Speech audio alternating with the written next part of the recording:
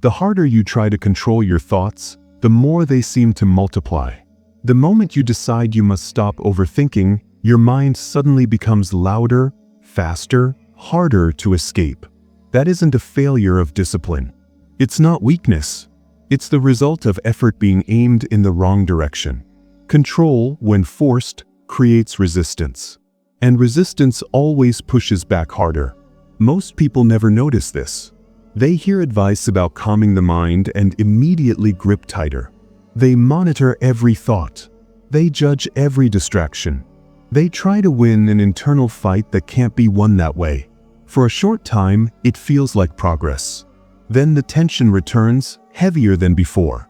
What was once mild noise becomes pressure.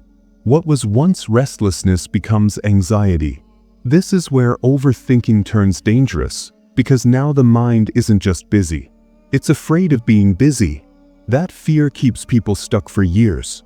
They think they're doing the work, when in reality they're reinforcing the very pattern they're trying to escape. Effort becomes the trap. 400 years ago, a samurai discovered this the hard way. He trained harder than anyone around him. His technique was flawless. His discipline was admired. And still, his mind betrayed him at the moment it mattered most. In his world, this mistake didn't lead to stress or burnout. It led to something far more final. Right now, you're fighting too many battles at once. Not outside, but inside. Your mind jumps ahead, rewinds, interrupts itself. Even when nothing is happening, it feels like something is wrong. You sit still, but internally you're sprinting. You tell yourself to relax, to focus, to stop thinking so much, and the noise answers back louder. This isn't chaos. It's a pattern. You wake up already tired, not because you didn't sleep, but because your mind never truly shut down. You try to concentrate, and your attention fractures within minutes. You start one thought and finish 3 others you didn't intend to have. Calm appears briefly, then disappears the moment you notice it. You put in more effort. You read more. You try harder. And somehow, the results shrink instead of growing. What makes this worse is how normal it feels. Everyone around you seems busy, distracted, mentally stretched. You assume this is just how modern life works. That pressure is unavoidable. That constant thinking is the price of being aware, responsible, intelligent. So you adapt. You push through it. You normalize the tension. But deep down, you sense something is off, because effort keeps increasing while control keeps slipping. You don't lack discipline. You don't lack intelligence. And you're not broken. The problem is that everything you're doing to fix this feels logical and still doesn't work. That contradiction is what keeps you trapped. You can't explain it, but you feel it every day. Centuries ago, a samurai lived under pressure that makes modern stress look harmless. His survival depended on clarity, timing, and presence. Distraction didn't cost him productivity. It cost him his life. Yet he faced the same internal noise you do now. The same urge to force control. The same mental interference at the worst moment. The difference is this: he learned why effort was failing him. And until you understand the same reason, you'll keep fighting battles that were never meant to be fought this way. Everyone believed Takeshi was ready. His stance was clean. His strikes were precise. He trained longer than most and complained less than anyone. When the others rested, he stayed. When they doubted themselves, he doubled down. From the outside, there was nothing missing. If effort alone decided outcomes, his future would have been secure. That belief followed him everywhere. Other students watched him with quiet respect. Some with envy. He carried the weight of expectation without ever speaking about it. Being admired felt like proof that the path he was on was correct. Each improvement reinforced the same idea: push harder, refine more, think further ahead. No one warned him that this was exactly where the problem lived. When training sessions became public, the pressure changed shape. Eyes sharpened. Silence grew heavier. Every movement was measured not just by the master, but by those waiting to see if reputation matched reality. Takeshi felt it immediately. His body stayed steady, but his thoughts accelerated. He began rehearsing mistakes before they happened. He corrected movements that weren't broken. He tried to stay perfect. That effort looked like discipline. It was praised as discipline. Inside, it felt like strain. His attention drifted ahead of his body, chasing outcomes instead of inhabiting actions. When the master asked him to repeat simple forms, Takeshi overthought the smallest details. He anticipated corrections before they came. He adjusted too early. The blade arrived where his focus used to be, not where it needed to be now. No one laughed. No one spoke. That silence was worse. Takeshi felt his reputation pressing against his back. The more he noticed it, the harder he tried to regain control. Each attempt tightened something inside him. His movements grew sharper but less alive. Technically flawless. Internally scattered. This wasn't embarrassing. It was dangerous. In practice, the cost was a mistake. In combat, it would be final. The master watched without interruption. He didn't raise his voice. He didn't stop the session early. When it ended, he dismissed the others and kept Takeshi behind. There was no anger in his expression, only certainty. You are ready in every way that doesn't matter. The sentence landed heavier than any correction Takeshi had received before. He wanted to argue. The words formed instantly. He listed the hours, the repetitions, the results. He explained his focus, his discipline, his commitment. Everything he said sounded reasonable. Everything missed the point. The master didn't respond right away. He picked up a broom and began to sweep the ground between them. Slow, deliberate. Each stroke ended where it began. After a moment, he asked a simple question. "Where were you just now?" Takeshi answered immediately. He described the last movement, the mistake he thought he made, the adjustment he planned for the next session. The master nodded once. "You were not here." Takeshi frowned. He stood exactly where he was told. His feet hadn't moved. His posture was correct. The accusation felt abstract, almost insulting. He wanted clarity, instructions, something to fix.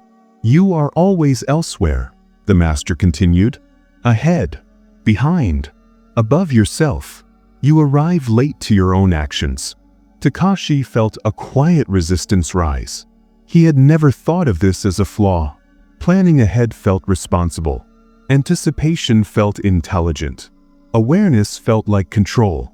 Everything he relied on was suddenly being questioned. The master finally looked directly at him. "Until you learn to be here," he said, "you are already dead." There was no explanation after that. No technique. No steps. Only the weight of the statement and the silence that followed it. Takeshi stood alone, surrounded by the proof of his effort, realizing that none of it had protected him from the one thing he couldn't see. The next morning, there was no training, no drills, no corrections. Takeshi arrived early, expecting punishment or intensified instruction. Instead, the courtyard was quiet. The weapons remained untouched. The master handed him a broom and pointed to the ground without a word. Hours passed like this. Sweep, gather, reset. The task felt beneath him, and worse, it felt meaningless. There was no feedback to adjust to, no metric to improve. His body moved automatically while his mind searched for hidden lessons. Was this discipline? Was this restraint? Was this some kind of test disguised as boredom? By midday, irritation set in. Takeshi caught himself replaying the master's words again and again, trying to decode them. "Be here." The phrase sounded simple, almost insulting. He thought he already was. His body followed instructions. His eyes stayed forward. What more could "here" mean? The lack of explanation became unbearable. He swept faster, harder, as if effort might summon meaning. It didn't. The more he tried to extract value from the task, the more empty it felt. This wasn't training as he understood it. There was nothing to master, nothing to perfect. At some point, he noticed the master working nearby. Not teaching, not watching, simply moving. The broom in the master's hands followed a rhythm Takeshi couldn't name. It wasn't faster or slower. It didn't look deliberate. Yet each movement landed exactly where it needed to, without hesitation or adjustment. There was no visible strain, no anticipation, just motion completed fully, then released. That difference stayed with Takeshi long after the task ended. The next days unfolded the same way. Simple work. No commentary. No acknowledgement of progress. Takeshi's frustration grew sharper. His thoughts filled the silence the master refused to break. He rehearsed questions he never asked. He planned improvements that had no place to land. His body worked. His mind wandered. One afternoon, as Takeshi swept, the master stopped beside him and asked quietly, "Where was your mind just now?" Takeshi answered without thinking. He described the area he still needed to clean, the time left before sunset, the correction he planned to make on his next pass. The master listened, then nodded once. "And where was your body?" The question unsettled him. Takeshi glanced down, confused. He was standing exactly where he should be. The broom rested in his hands. The ground was clean. "You see," the master said, "you arrive at tasks physically, but never mentally. Your mind is always preparing for something that does not exist yet, or repairing something that is already gone." Takeshi tried to protest. Awareness required anticipation. Survival depended on reading ahead. That was what he had been taught. The master didn't argue. He simply gestured for Takeshi to continue sweeping. As the hours passed, Takeshi began to notice a pattern he couldn't ignore. Every time his thoughts jumped forward, his movements grew sloppy. Every time he replayed a mistake, his grip tightened unnecessarily. When he tried to force attention back, it fractured further. Effort didn't anchor him. It scattered him. Late in the day, the master returned. He placed his hand lightly on the broom and stopped its motion. "You believe control comes from thinking," he said. "But thinking is always late." Takeshi felt something shift. Not clarity, not relief, just a subtle discomfort, like realizing you've been standing in the wrong place without knowing how long. The master continued, "Your body is always here. It has no choice. Your mind treats now as optional." For the first time, Takeshi didn't respond. He noticed how his thoughts had been circling explanations instead of the ground in front of him. How often he lived in the next moment instead of the one unfolding. How rarely his attention rested where his hands were. The realization didn't feel dramatic. It felt obvious in retrospect. Uncomfortable, but undeniable. The next day, the master changed nothing. Same task. Same silence. But something in Takeshi softened. He stopped trying to extract meaning. He stopped evaluating progress. He let his attention settle where the broom met the ground. Not forcefully, just fully. For brief moments, the noise thinned. Not silence, just less resistance. His movements felt heavier, but more stable. When thoughts drifted, they did so without urgency. He noticed them without chasing them. The master watched once, then turned away. No name was given to what was happening. No explanation followed. But Takeshi understood enough to sense the danger of misunderstanding it. This wasn't relaxation. It wasn't passivity. It was alignment. And alignment could be lost the moment he tried to possess it. That night, Takeshi lay awake, not thinking ahead, not replaying the day, but noticing how rare that state was for him. How often his mind lived anywhere except where his life actually occurred. The next test, he knew, would not be about technique. It would be about whether he could remain where his body already was when it mattered most. The first week nearly broke him. Not because the work was hard, but because nothing about it rewarded effort. Takeshi woke before dawn, trained through heat and cold, and finished each day with the same quiet tasks he could no longer explain to himself. There was no clear sign he was improving. No praise. No correction, just repetition without reassurance. His mind fought constantly. It demanded results. It demanded proof that this strange discipline mattered. When none appeared, doubt filled the space. He began to wonder if the master had dismissed him without saying so. If this was punishment disguised as patience. If all the discipline he had built until now was being wasted. The others noticed the change. They whispered when he passed.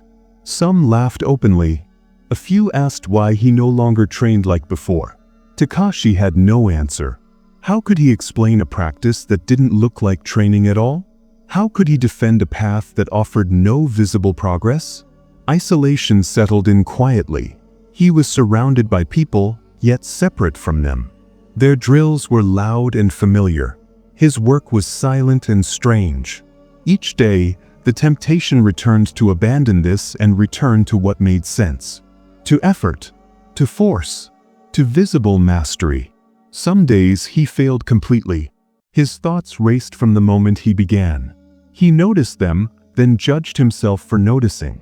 He tried to correct his focus, only to lose it again. By the end of those days, the frustration felt heavier than before. He slept poorly, replaying the same question over and over. What if this was all a mistake? Then, without warning, something changed. It wasn't dramatic. It didn't feel like success. One afternoon, as he repeated the same sweeping motion he had done countless times, his thoughts slowed just enough to stop pulling him forward. For a few seconds, there was no planning, no correction, no effort to be present. His hands moved. The broom met the ground. The sound of it was clear, singular. 3 seconds passed like this. Maybe 4. Then the noise returned. Takeshi froze. Not in triumph, but disbelief. The moment had been small, almost fragile. Yet it was different from anything he had experienced before. It hadn't come from trying. It hadn't arrived through control. It appeared when he stopped reaching for it. That night, he didn't feel relieved. He felt cautious, as if he had seen something that could disappear if handled carelessly. The days that followed tested that restraint. Each time he remembered the stillness, the urge to recreate it surged. And each time he tried, it vanished. The lesson became clearer through failure. This state could not be chased. It could only be entered when effort released its grip. Gradually, his movements began to change. Not faster, not slower, just cleaner. There was less adjustment mid-action, less tension in his grip. His breath settled without instruction. When thoughts arose, they passed through instead of dragging him along. He didn't announce the shift. He barely trusted it himself. Others noticed before he did. During shared work, someone commented on how steady he looked. Another mentioned that his presence felt different, harder to read. No one could explain what they meant. Neither could Takeshi. He only knew that the internal noise no longer dominated every action. The courtyard was the same. The routines hadn't changed. But something fundamental had moved inside him. He was no longer arriving late to his own actions. When he stepped forward, he was already there. When he lifted his hands, his attention lifted with them. The master said nothing. That silence carried more weight than praise ever could. One evening, as the sun dropped low and shadows stretched across the ground, the master approached him. There was no preamble, no warning. "Tomorrow," he said, "you will fight." The word landed heavily. Takeshi felt the old reflex stir, the instinct to prepare, to imagine outcomes, to rehearse errors before they occurred. He noticed it immediately. The difference now was that he didn't follow it. The master continued. Not to win, to see. There was no explanation beyond that. No instruction. Just the certainty that the test ahead would not be about strength or technique. That night, Takeshi sat alone. The temptation to plan returned with force. Scenarios formed. Strategies unfolded. Each one promised control. Each one pulled him away from the only place that mattered. He remembered the seconds of silence. How they arrived when effort stepped aside. How fragile they were. How real. The next day would decide whether this change was temporary or whether it could survive pressure. Not the pressure of training, the pressure of consequence. And for the first time since this path began, Takeshi understood the cost. Not of failure, but of returning to the way he used to think. Science would eventually discover what Takeshi was learning, but it arrived centuries late and without ceremony. Not as wisdom, but as measurement. Not as survival, but as data. Modern researchers would give names to processes that warriors had already paid for with blood. When attention is forced, the nervous system interprets it as threat. The body tightens. Breathing becomes shallow. The mind shifts into prediction mode, scanning ahead for danger that hasn't arrived yet. This is useful when something is actually wrong. It's disastrous when nothing is. Overthinking isn't excess intelligence. It's a survival system firing without a target. The brain is built to predict the next moment. When it does this too early, attention leaves the present and moves into imagined futures. The body stays here. The mind doesn't. That split creates friction. Energy leaks. Precision fades. The harder someone tries to force focus, the more the system resists, because force signals urgency. Urgency tells the nervous system it's not safe to settle. This is why effort backfires. Control attempts increase internal noise. Prediction accelerates. Calm becomes unreachable because calm cannot exist alongside threat. Takeshi wasn't failing because he lacked discipline. He was failing because his discipline kept his mind permanently ahead of his body. Nothing mystical was happening to him. His nervous system was doing exactly what it was designed to do. The difference was context. In battle, prediction saves lives. In training, it destroys presence. The master understood this without diagrams or terminology. He watched bodies. He watched timing. He watched what happened when attention arrived late. And now the test approached. The master didn't speak of science. He spoke of lineage. That evening, he told Takeshi a story he hadn't heard before. Not about technique. About a man whose name still carried weight long after his death. A warrior known not for aggression, but for restraint. Known for surviving encounters others didn't. Known for winning without appearing to fight. He said this, the master told him. The moment you think you are ready, you are already behind. The words weren't poetic. They were precise. Readiness implied anticipation. Anticipation implied absence. To be ready was to leave the moment before it asked anything of you. The master explained what the quote meant in practice. The legendary warrior didn't wait for openings. He didn't hunt outcomes. He stayed so completely where he was that opportunities revealed themselves without effort. Others moved toward the future. He remained in the present. That difference decided who walked away. Takeshi listened without interruption. The story didn't inspire him. It unsettled him. If this was true, then the fight tomorrow wouldn't be about courage or strength. It would expose whether his attention could remain where his life actually unfolded. The master ended the story with a simple statement. Understanding this keeps you alive, he said. Trying to use it gets you killed. There was no encouragement after that. No reassurance. Only the weight of authority and the clarity of consequence. That night, Takeshi noticed how his body responded to the thought of the coming fight. His breath tightened. His shoulders lifted. His mind began rehearsing again. He felt the familiar pull to prepare, to predict, to control.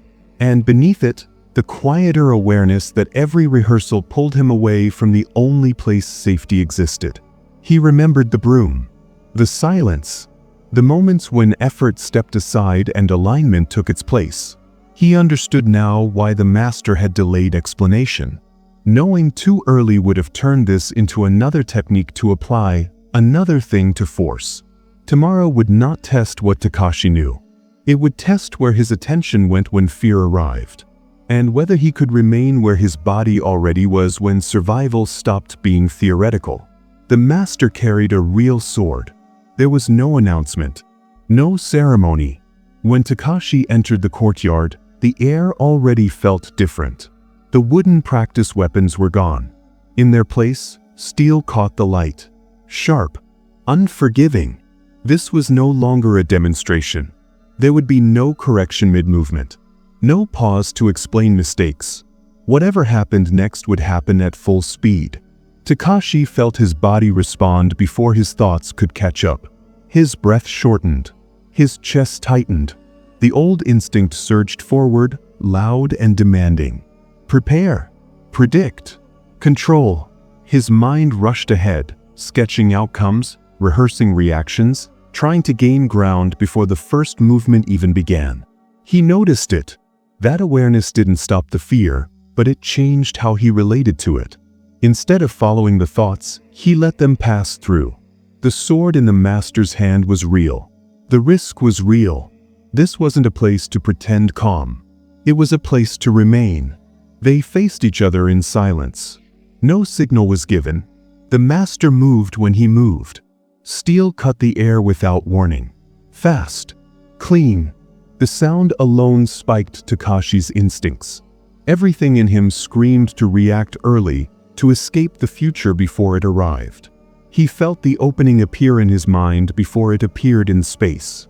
And he didn't take it. That restraint shocked him more than the attack. His body shifted only when it had to, not before.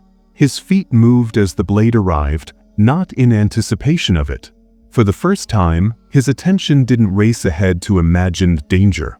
It stayed with the exact movement unfolding in front of him. The exchange lasted seconds, maybe less. The master pressed forward, testing timing, pressure, hesitation. Each strike was an invitation to overreach. Each pause tempted Takeshi to fill it with action. He didn't.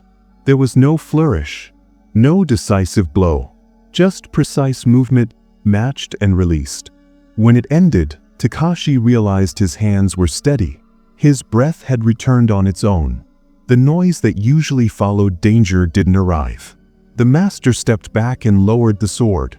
Silence filled the space between them. No one spoke. The other students watched from a distance, unsure if the test had even finished. Takeshi waited for judgment, for instruction, for something to tell him what this meant. Nothing came. The master studied him for a long moment, not as a teacher evaluating technique, but as someone confirming a change. When he finally spoke, his voice was calm. "You did not chase the moment," he said. "You did not flee from it." That was all. There was no praise, no declaration of success. The master turned and walked away, leaving Takeshi alone with the weight of what had just happened. Relief tried to surface, but it didn't fully land. Something deeper had shifted, something that didn't fit neatly into relief or victory. Later that day, the master called him aside. "This does not make you skilled," he said. "It makes you honest." Takeshi listened carefully. Every part of him wanted clarity, a label, a confirmation that this meant something permanent. The master offered none of it. "What you touch today is fragile," he continued. "You cannot take it with you by force. If you try, it will disappear." Takeshi understood enough to feel the warning. Whatever had changed was not a tool to be used. It was a state to be entered, one that could not survive ambition. The master's final words were unexpected. "You will leave," he said. "Soon." Takeshi felt the ground shift beneath him again. Leaving meant uncertainty. It meant losing structure, losing guidance, losing the quiet boundaries that had kept him contained while this change took root. "You will see," the master added, "whether this remains when there is no courtyard, no routine, no teacher." The journey ahead wasn't framed as a reward. It was framed as a risk. That night, Takeshi reflected on the fight. Not replaying it, but noticing what hadn't happened. The frantic planning, the early reactions, the internal noise that once drowned out everything else. It hadn't vanished, but it no longer commanded him. He also noticed something else. The absence of triumph. This wasn't an ending. It felt like standing at the edge of something larger, without knowing its shape. He understood now why the master had delayed everything. Why explanation came only after experience. Why names were withheld. If he had known what to look for, he would have chased it. And chasing would have destroyed it. The next phase would not involve swords. It would involve people, conflict without rules, pressure without structure, situations where prediction felt necessary and restraint felt dangerous. As Takeshi prepared to leave, one truth stayed with him. The test he passed was not about survival in a fight. It was about whether he could remain present when everything inside him begged to escape into the future. And that test, he sensed, had only just begun. The sword was taken from him before he left. Not ceremonially, not as punishment, simply removed as if it had already served its purpose. Takeshi felt the absence immediately.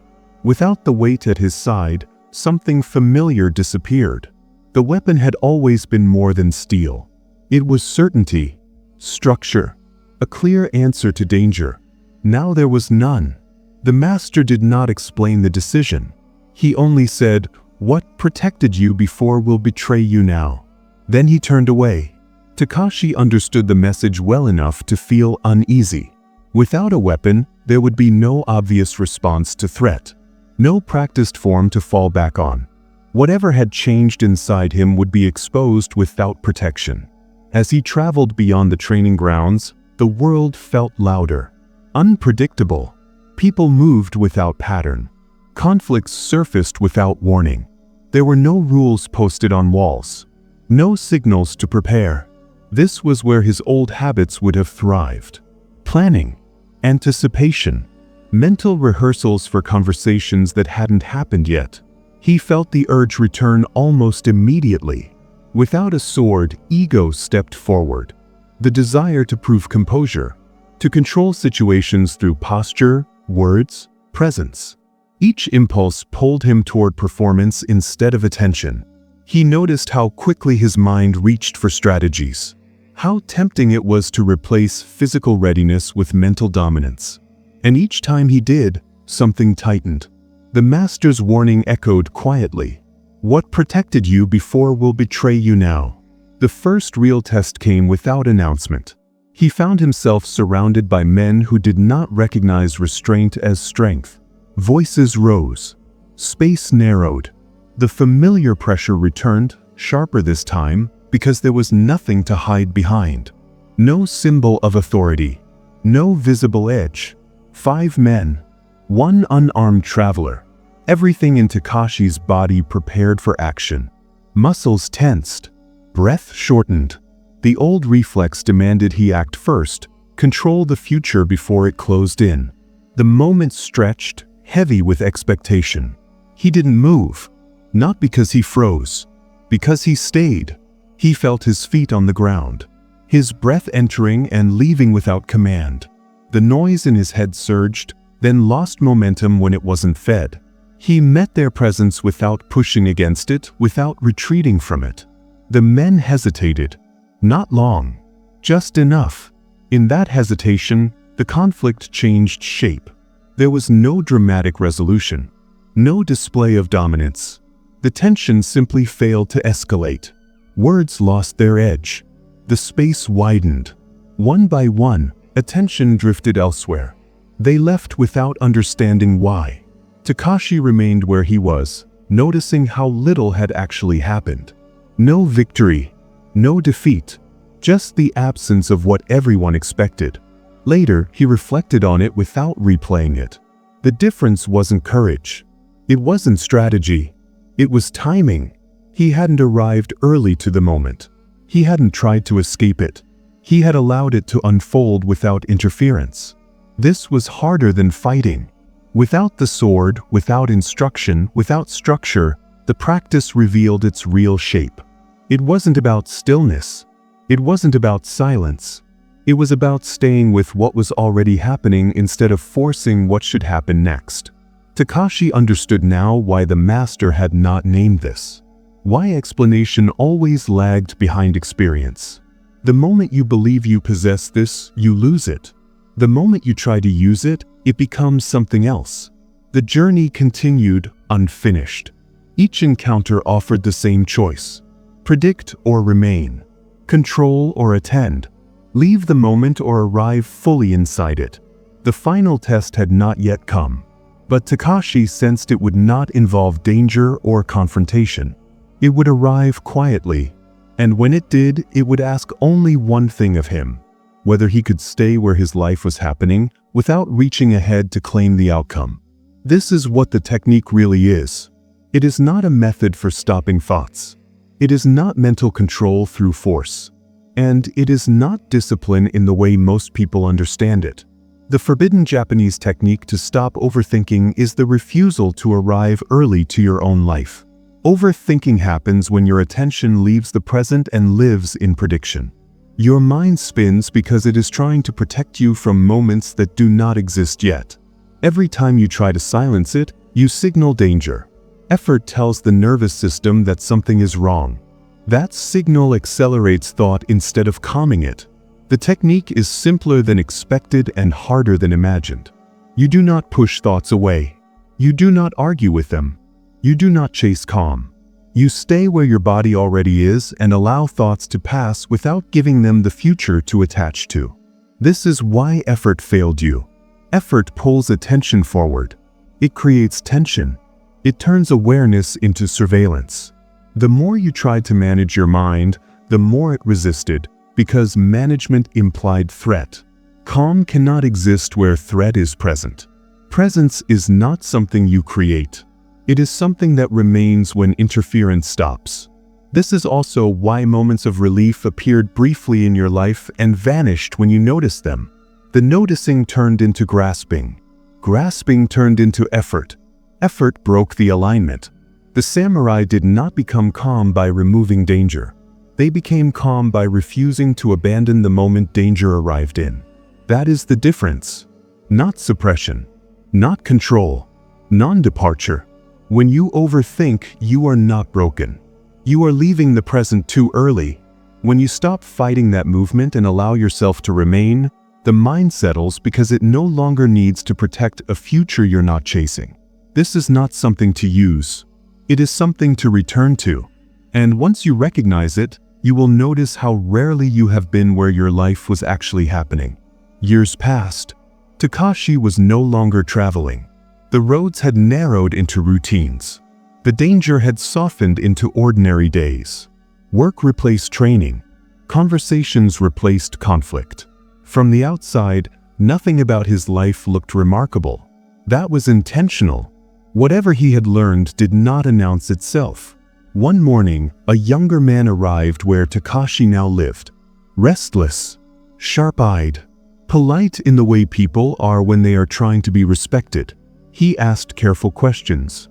He spoke about pressure, distraction, the feeling that his mind never stayed where he needed it. He described effort as if it were a virtue that had betrayed him.